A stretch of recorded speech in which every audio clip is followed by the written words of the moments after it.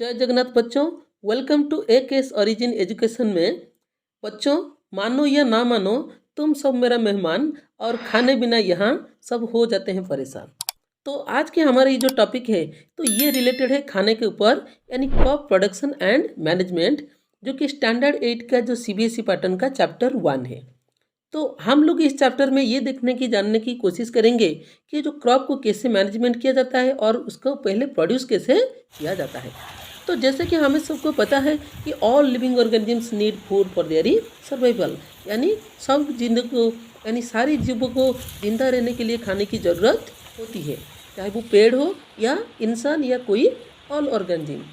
लेकिन पेड़ क्या करती है कि अपना खाना तो वो खुद बना लेती है, और हम तो ठहरे एनिमल्स। तो हम लोग क्या करते हैं, डायरेक्टली या इनडायरेक्टली हम लोग दूसरे जीवों के ऊपर या किसी पेड़ के ऊपर निर्भर करते हैं अपनी खाने की पूर्ति के लिए। और इसी से ही आज का हमारी ये टॉपिक रिलेटेड है। और क्योंकि हमारी जो धरती की जो ह्यूमन की बीइंग की जो तादाद है, क्योंकि वो धीरे धीरे बढ़ता जा रहा है, तो हमें एक प्रॉपर क्रॉप प्रोडक्शन और मैनेजमेंट की ज़रूरत है, जो कि हमारी इतने सारी तादाद की लोगों की भूख को मिटा सके। तो इसी के रिलेटेड ये हमारा टॉपिक है। तो चलिए हम लोग आगे बढ़ते हैं। तो सबसे पहले थोड़ी सी इसके बारे में इंट्रोडक्शन आपको हो गया होगा, और ख़ास करके हम लोग इंडिया के बारे में जानेंगे, क्योंकि हमारे इंडिया भी एक बहुत बड़ा प्रोड्यूसर ऑफ क्रॉप और मैनेजमेंट करता है। और इंडिया का मोस्ट इम्पोर्टेंट जो क्रॉप होते हैं, तो उनमें से cotton, T, rice, sweet, sugar cane, ये सब आ जाते हैं। और बच्चों, इसके अलावा इंडिया में भी बहुत सारे एनिमल्स को हम लोग क्या करते हैं, अपने घर में पालते हैं, या कोई भी बड़ी सी हम लोग क्या करते हैं, फार्म में उनकी तादाद को बढ़ाते हैं और उनको ही हम लोग खाने की तरह इस्तेमाल करते हैं, और जिन्हें कि हम लोग क्या बोलते हैं, लाइव स्टॉक। क्या बोलते हैं? Live stock. और 2005 में हमारे देश में 185 मिलियन कैटल, ओके, जो कि अवेलेबल थे। और ये जो कैटल होते हैं, तो इनमें बेसिकली हम लोग काव और बुफेलो, तो इनको ही हम लोग पालते हैं, क्योंकि जो बुफेलो होता है mainly used for producing milk और डायरी प्रोडक्ट। और जो गोट होते हैं, तो उनको हम लोग मीट के लिए या थोड़ी सी मिल्क के लिए भी हम लोग उनका इस्तेमाल करते हैं। और इसके अलावा हम लोग पोल्ट्री फार्मिंग, जैसे कि हम लोग बहुत सारे पंछियों को भी बहुत तादाद में पालने का काम करते हैं। और जैसे कि आपको पता है कि इंडिया में जो अलग अलग लोग होते हैं, तो वो अलग अलग अपने धर्म के हिसाब से खाना कंज्यूम करता है। तो ये इसीलिए हमारे लिए एक चैलेंज हो जाती है कि हम लोग कैसे इस क्रॉप को प्रोडक्शन करें और इसे मैनेजमेंट करें। तो इसीलिए ये टॉपिक बहुत ही खास हो जाता है। तो चलिए आगे बढ़ते हैं। तो सबसे पहले बात हम लोग ये जानने की कोशिश करेंगे, द टर्म एग्रीकल्चर। तो व्हाट इज एग्रीकल्चर? क्योंकि आज की जो बढ़ती हुई तादाद में हम लोग सिर्फ क्रॉप प्रोडक्शन और मैनेजमेंट को अपने एशियन टाइम्स में, यानी पुराने तरीके से करें, तो ये आज की पॉपुलेशन की जो भूख है वो मिटा नहीं पाएंगे। तो इसके लिए हमारे प्रॉपर साइंस और टेक्नोलॉजी की ज़रूरत होती है।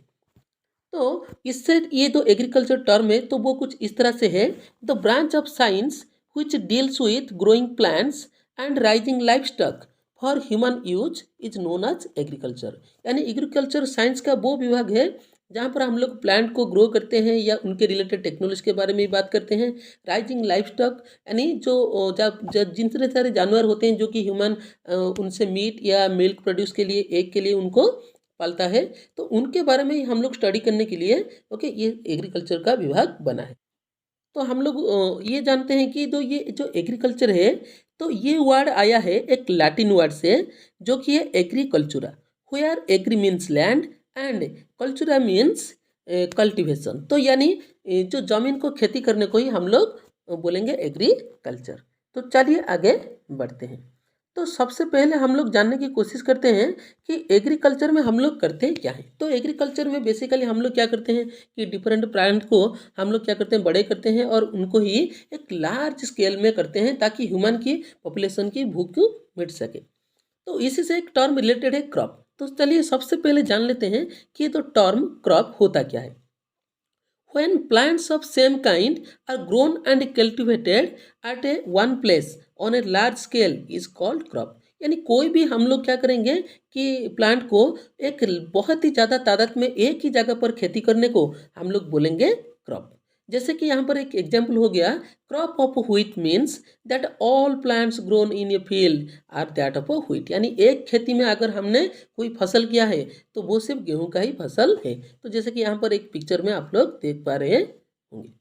तो ऐसे ही हम लोग डिफरेंट टाइप्स ऑफ क्रॉप्स, जैसे कि राइस क्रॉप भी बोल सकते हो, क्योंकि हम लोग क्या करते हैं, लार्ज स्केल में एक ही छोटे इलाके में बहुत ही तादाद में इसे करते हैं। तो ये क्रॉप कुछ इस तरह से होती है जो कि हम लोग लार्ज स्केल में उसमें बहुत सारे टेक्नोलॉजी और मॉडर्न मेथड्स का इस्तेमाल करते हैं।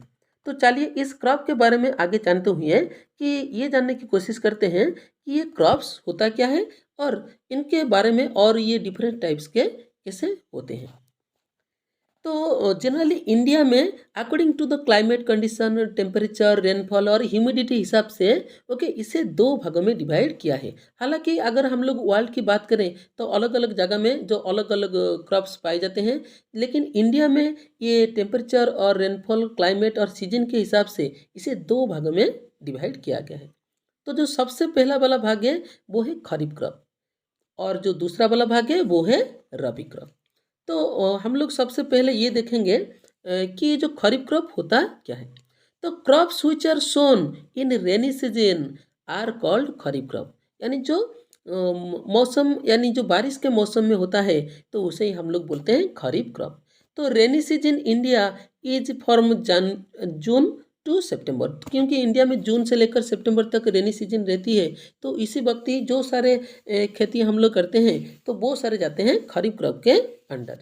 तो कुछ एग्जांपल से समझते हैं, जैसे कि पैडी मतलब राइस, और मेज, और soybean, groundnut and cotton. तो ये हो गए मेन खरीफ क्रॉप्स। तो उसी तरह रबी क्रॉप होते हैं। The crops which grown in winter season are called rabi crops. तो जो क्या करते हैं कि विंटर सीजन में ग्रो होते हैं तो उनका हम लोग बोलते हैं रबी क्रॉप। और इनकी जो टाइम पीरियड होती है तो वो होती है अक्टूबर टू मार्च। तो मार्च का एंड मतलब अप्रैल तक भी कभी कभी चला जाता है। और इसके रिलेटेड जो मेन जो फसल होती है तो वो होती है wheat, gram, P, mustard and linseed, और भी बहुत सारे फसल इस समय उगते हैं। तो ये थी तो दो टाइप्स ऑफ क्रॉप जो कि इंडिया में पाए जाते हैं, और ये सीजन के हिसाब से डिवाइड है। और आपको यहाँ पर एक और चीज़ मैं बताना चाहूँगा कि जो खरीफ क्रॉप होते हैं तो उनको बोलते हैं समर क्रॉप, और जो रबी क्रॉप होते हैं उन्हें हम लोग बोलते हैं विंटर क्रॉप। क्या बोलते हैं? Winter crop. कि जो खरीफ क्रॉप होते हैं वो ज़्यादा पानी की आपूर्ति रखते हैं, जबकि रबी क्रॉप जो होते हैं वो कम पानी की आपूर्ति रखते हैं। तो क्योंकि खरीफ क्रॉप जो होते हैं बेसिकली वो ज़्यादा से ज़्यादा उनकी पानी को ज़रूरत होती है, और जो रबी क्रॉप होते हैं इनको बहुत ही कम पानी की ज़रूरत होती है। तो आज के लिए इतना ही बच्चों। तो ये जो वीडियो है तो इसकी एक सेकंड पार्ट आने वाली है, और जिसमें हम लोग इस पूरे चैप्टर को कवर करेंगे। तो आज के लिए इतना ही बच्चों। तो अपना पेट को ज़रा संभालिए, और खाने के लिए आप लोग जैसे तरसते हैं तो उसी तरह कभी क्रॉप प्रोडक्शन के बारे में भी सोचिए। तो आज के लिए इतना ही। जय जगन्नाथ बच्चों। तो मिलते हैं नेक्स्ट वीडियो में, तब तक के लिए चैनल के साथ जुड़े रहें।